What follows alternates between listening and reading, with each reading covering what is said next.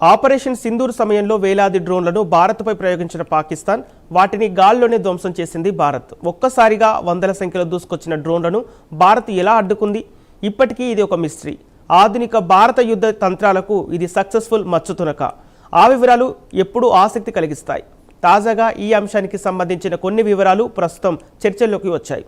ఆకాశంలో డ్రోన్ల గుంపులు, టార్గెట్ భారత సైనిక స్థావరాలు, ఎయిర్ బేస్లు, కీలక ప్రాంతాలను తక్కువ ఖర్చు అయ్యే డ్రోన్లతో భారీ సంఖ్యలో పంపించి భారత ఎయిర్ డిఫెన్స్ వ్యవస్థను ధ్వంసం చేయాలన్నది పాకిస్తాన్ వ్యూహంగా కనిపించింది. కానీ ఆకాశ క్షిపణుల నుంచి యాంటీ ఎయిర్ క్రాఫ్ట్ గన్స్ వరకు, ఎలక్ట్రానిక్ జామింగ్ నుంచి IACCS ఆకాశ్ తీర్ నెట్వర్క్ వరకు భారత మల్టీలేయర్ ఎయిర్ డిఫెన్స్తో ఎదుర్కొంది.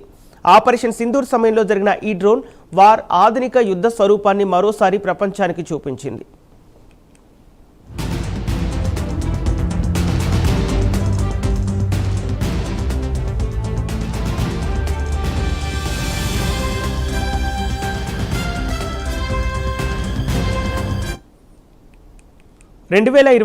ఏప్రిల్ 22న పహల్గామ్ ఉగ్రదాడి తర్వాత మే 7న భారత ఆపరేషన్ సింధూర్ చేపట్టింది. పాక్ ఆక్రమిత కాశ్మీర్లోని ఉగ్రవాద మౌలిక సదుపాయాలపై భారత బలగాలు దాడులు చేశాయి. ఆ తర్వాత భారత్ పాకిస్తాన్ మధ్య తీవ్ర సైనిక ఉద్రిక్తత నెలకొంది. ఈ క్రమంలోనే పాకిస్తాన్ పశ్చిమ సరిహద్దు వెంబడి పెద్ద సంఖ్యలో డ్రోన్లు, ఇతర వైమానిక ఆయుధాలను ప్రయోగించింది.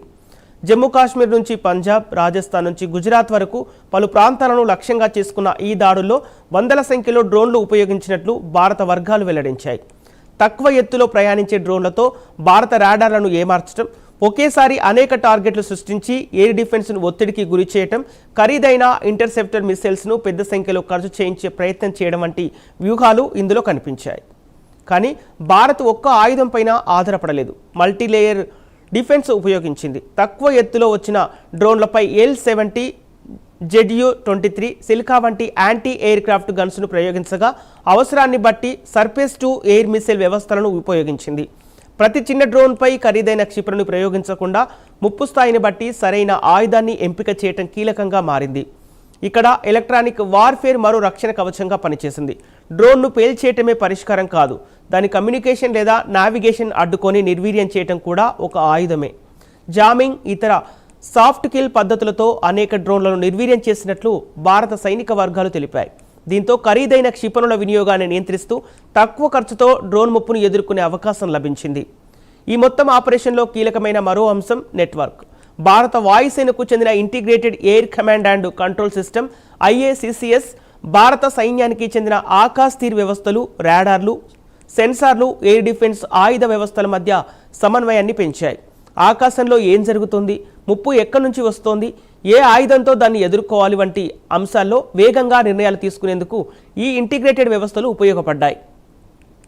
ఆపరేషన్ సింధూర్ ఇచ్చిన పెద్ద సందేశం కూడా ఇదే. భవిష్యత్తు యుద్ధాల్లో కేవలం ఫైటర్ జెట్లు, భారీ క్షిపణులే కాదు, కొన్ని లక్షల లేదా వేల రూపాయల విలువ చేసే చిన్న డ్రోన్ కూడా ప్రమాదకర ఆయుధంగా మారవచ్చు. వందల డ్రోన్లను ఒకేసారి ప్రయోగిస్తే అత్యాధునిక ఎయిర్ డిఫెన్స్ వ్యవస్థలకు సవాల్ ఎదురవుతుంది. అందుకే సెన్సర్లు, electronic warfare, guns, missiles, command and control network అన్నీ కలిసి పనిచేసే మల్టీలేయర్ రక్షణ వ్యవస్థ అత్యంత కీలకం. అయితే డ్రోన్ల సంఖ్య, రకాలు, ప్రతి ఇంటర్సెప్టర్కు సంబంధించిన గణాంకాల విషయంలో వివిధ నివేదికల్లో తేడాలున్నాయి.